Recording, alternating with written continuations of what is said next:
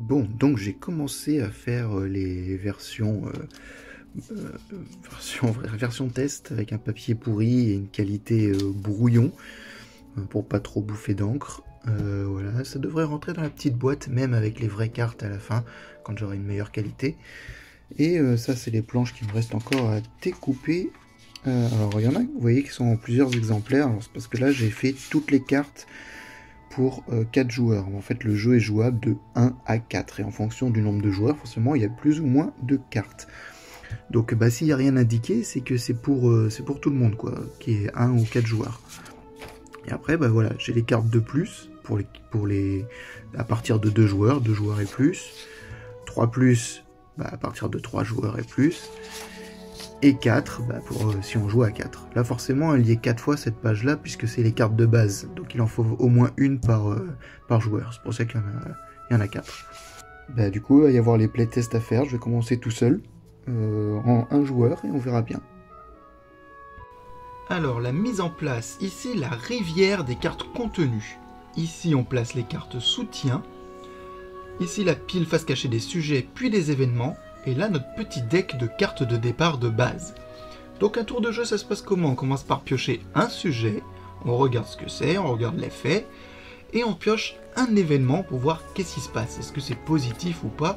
Là, en l'occurrence, on va pouvoir piocher une carte en plus. Ensuite, on décide si on prend un soutien ou pas. Là, je ne vais pas en prendre, donc on va piocher directement nos cartes de notre deck de départ. La base étant de 5, là on a un plus 1, ça va faire 6. Donc on va prendre 6 cartes.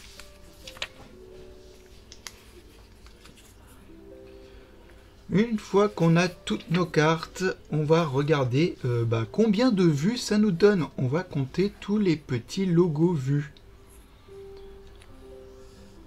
Donc 100, 150, 250, 300, 350 et on est à 400 de vues. 400, qu'est-ce qu'on peut acheter pour 400? On regarde ici le coût, c'est ce qu'il y a en rouge en haut des cartes. Donc on a des cartes à 150, 250, 300. Et on a le sujet bien sûr qui coûte 100, parce qu'on peut l'acheter. Ce que je vais faire, je vais prendre le sujet, parce que c'est important d'en avoir pour 100, et cette carte pour 300. Ça fait pile 400, on est bon. Donc je me mets la nouvelle carte avec les cartes qu'on a jouées ce tour-là, et hop, ça part en défausse. Et le sujet, je le mets en réserve là-haut pour m'en souvenir qu'il est à moi. Et on va démarrer un prochain tour en mettant donc l'événement pareil en défausse et la rivière de cartes. On jette la dernière carte qu'on met en défausse, on glisse la rivière, donc de 1, et on remplace pour arriver à 6 cartes. Donc ici on rajoute 2 cartes. Et on peut démarrer un nouveau tour. Allez, fin de partie, je finis en 9 tours à 1110 abonnés, le but étant d'arriver à 1000.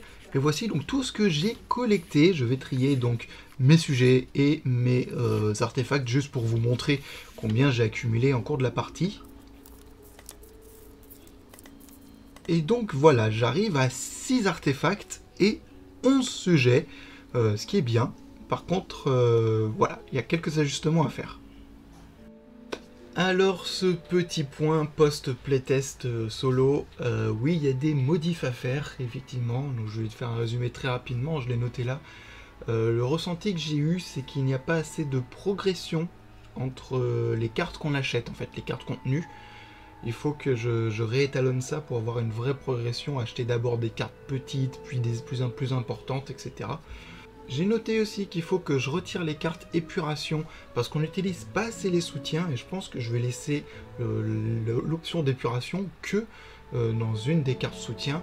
Et voilà, vraiment mettre en avant le côté soutien, et ce qui m'a retenu de les utiliser, c'est aussi la règle que j'avais fixée. Si tu prends un soutien, tu prends pas de sujet. Et ça bloque vachement parce que les sujets finalement, tu as envie de les acheter, c'est quand même le but du jeu. Donc si ça bloque l'achat de sujets, je pense que je vais changer cette règle, je vais faire simplement que si on prend un soutien, par contre on aura moins de cartes disponibles dans la rivière. C'est une possibilité, je pense que je vais faire ça. Mais on aura toujours des cartes disponibles. Donc j'ai remarqué qu'effectivement avoir des artefacts, ça rend très très fort, parce que les artefacts, c'est comme si on avait des cartes avec des effets permanents à chaque tour. Donc c'est très très puissant, et c'est pour ça que c'est important d'aller chercher les sujets, pour que les sujets nous permettent d'aller acheter des artefacts. Voilà. Et puis surtout, ça rapporte beaucoup d'abonnés, donc c'est le but du jeu aussi.